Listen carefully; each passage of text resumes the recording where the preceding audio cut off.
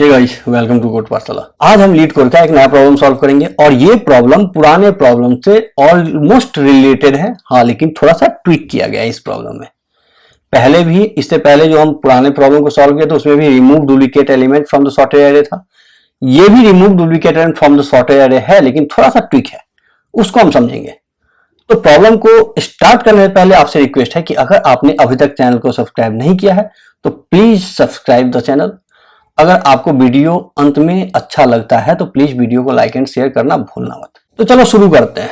अगर आप इस प्रॉब्लम को देखो तो ये भी सेम है। यहां पर आपको एक नम दिया जाएगा एरे, जो कि नॉन डिक्रीजिंग यानी इंक्रीजिंग ऑर्डर में ऑलरेडी स्टोर्ड है।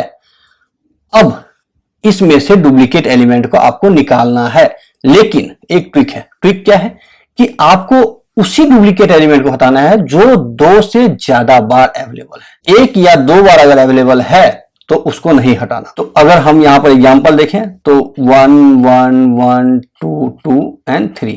अब यहां पर 1 1 जो है वो 3 बार है, यानी ये तीसरा वाला जो वैल्यू है उसको हटा देना है। बाकी 2 और 1 बार है, यानी जो आपको आउटपुट आएगा वो 5 आएगा और 5 1 1 2 2 एंड 3 का आएगा। That's it. अगर आप नेक्स्ट एग्जांपल यहां पर देखो तो यहां पर क्या है, 0 0 2 बार है, 1 1 4 बार है। तो यहां पर 2 बार आपको रखना है और ये 2 बार हट जाएगा। 2 2 1 एंड 2 यानी 7 आपको रिटर्न हो जाएगा। तो आई होप कि प्रॉब्लम आपको समझ में आ गया होगा। तो चलो एक बार हम ये देखते हैं कि इसको सॉल्व कैसे करेंगे। तो अगर आपको एरे का एग्जांपल लेके चलें तो नम्स जो हमें दिया गया है, ठीक है, ये एरे है। अब पहले हम कैसे सॉल्व किए थे इस प्रॉब्लम को कि हम इस वैल्यू को एक एरे में स्टोर कर लिए थे और इसके नेक्स्ट वाले वैल्यू को यहां से इंडेक्सिंग स्टार्ट करके इसके पुराने प्रीवियस वैल्यू से हम कंपैरिजन करते हुए चले गए थे। अगर डुप्लीकेट मिल रहा था तो हम आगे मूव कर जा रहे थे, अगर डुप्लीकेट नहीं था, नया एलिमेंट था, उसको हम एरे में इंसर्ट करते थे। वैसे ही करना है, बट यहां पर आपको एक काउंटर मैनेज करना पड़ेगा, क्योंकि हमें यह भी चेक करना है कि ये 2 बार से ज्यादा हो।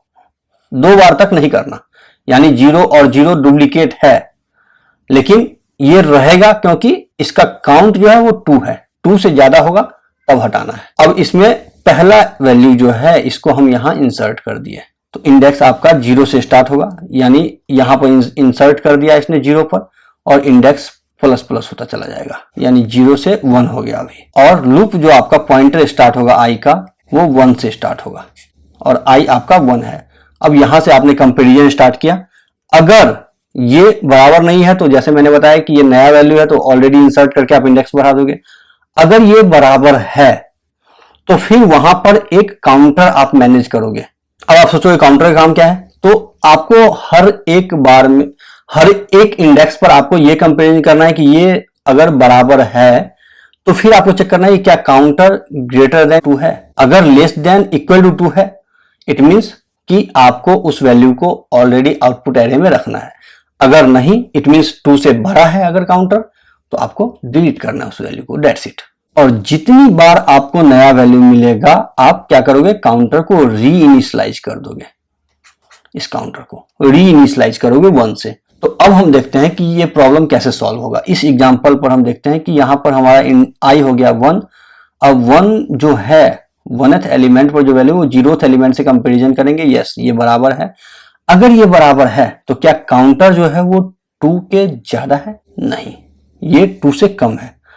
2 तक आपको रखना है। ये 1 है तो आप क्या करोगे, यहां पर 0 इंसर्ट कर दोगे और काउंट को कर दोगे 2।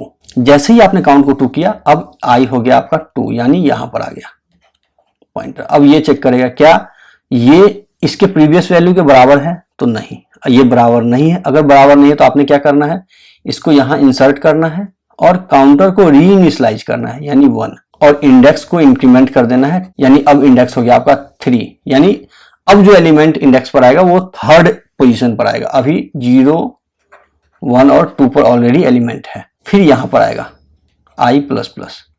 अब ये वैल्यू को चेक करेगा कि क्या इसके प्रीवियस वाले वैल्यू से बराबर है, तो यस, ये बराबर है। अगर ये बराबर है तो यहां पर काउंटर चेक करेगा कि क्या काउंट ग्रेटर देन 2 है, 2 से बड़ा है, तो नहीं, ये 1 है, तो ये 2 कर देगा, यहां पर इंसर्ट कर देगा 1 को। अब यहां पर इंडेक्स हो गया 4। फिर पॉइंटर आ गया यहां पर आपका 1, अब ये चेक करेगा यस इक्वल टू तो है। अब काउंटर चेक करेगा इसका, क्या काउंट ग्रेटर देन 2 है, यानी इग्नोर करना है इसको। इंडेक्स पर कुछ भी इंक्रीमेंट नहीं होगा, कोई भी इंसर्ट नहीं होगा, i प्लस हो जाएगा, यहां पर आएगा i। फिर ये चेक करेगा प्रीवियस वैल्यू से, क्या ये बराबर है तो यस। क्या काउंट ग्रेटर देन 2 है, फिर i इंक्रीमेंट होकर के यहां पर आ जाएगा। ये चेक करेगा क्या ये प्रीवियस वैल्यू के बराबर है तो नो। अगर ये बराबर नहीं है तो यहां पर इंसर्ट किया, इंडेक्स को इंक्रीमेंट किया और यहां पर इसको रीइनिशियलाइज कर दिया। फिर पॉइंटर यहां पर आया, फिर इसको चेक किया प्रीवियस वैल्यू से, ये नया वैल्यू है। फिर से इंसर्ट किया 3, यहां कर दिया 6 और इसको कर दिया इसने 1 रीइनिशियलाइज करके। फिर इसको चेक किया कि क्या ये प्रीवियस वैल्यू के बराबर है तो यस।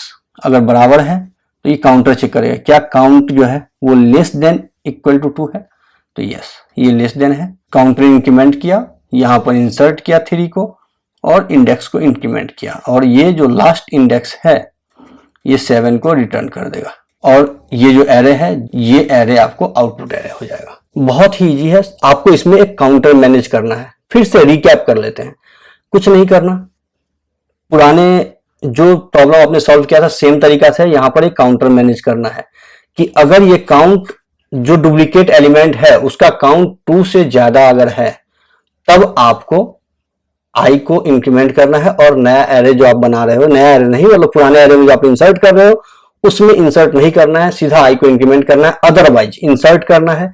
अगर कोई नया एलिमेंट मिल रहा है तो काउंटर को रीइनिशियलाइज करना है, क्योंकि काउंटर को आपको हर बार रीइनिशियलाइज भी करना पड़ेगा। तो फिर पॉइंट आता है कि चलो हम अब डायरेक्ट कोड देखते हैं, कोड कैसे लिखते हैं हम इसका। तो ये कोड है, ये आप देख सकते हो हमने क्या किया, यहाँ पर एक इंडेक्स लिया, सेम तरीका से यहाँ पर इंडेक्स प्लस प्लस करके हमने इंसर्ट कर दिया और इंडेक्स को प्लस प्लस कर दिया।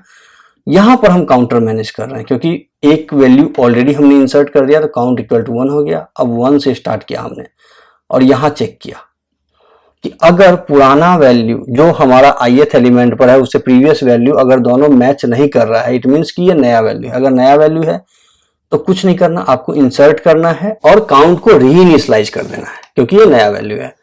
अगर नहीं, इस इफ में नहीं आएगा तो एल्स केस चेक करेगा कि क्या ये दोनों बराबर है, यस, और काउंट लेस देन 2 है, यस। अगर है तो ये क्या करेगा, इंसर्ट करेगा और काउंट को इंक्रीमेंट कर देगा, अदरवाइज ये ऑलरेडी काउंट को बढ़ाता हुआ चला जाएगा। क्योंकि आपको चेक करना है कि सिर्फ दो एलिमेंट आपको रखना है, यानी काउंट का इंक्रीमेंट करता हुआ चला जाएगा और एंड में i इंक्रीमेंट होगा। और सबसे हर जगह जहां जहां आप इंसर्ट कर रहे हो वहां आप देख रहे हो कि हम इंसर्ट करने को इंडेक्स पर इंसर्ट करने के बाद इंडेक्स को प्लस प्लस कर रहे हैं और लास्ट में इंडेक्स को रिटर्न कर रहे हैं। That's it. आई होप कि आपको ये समझ में आ गया होगा। अगर आपको कोई प्रॉब्लम आती है तो प्लीज कमेंट जरूर करें। अगर सब्सक्राइब नहीं किया है तो प्लीज सब्सक्राइब कर दें। अभी के लिए विदा, धन्यवाद।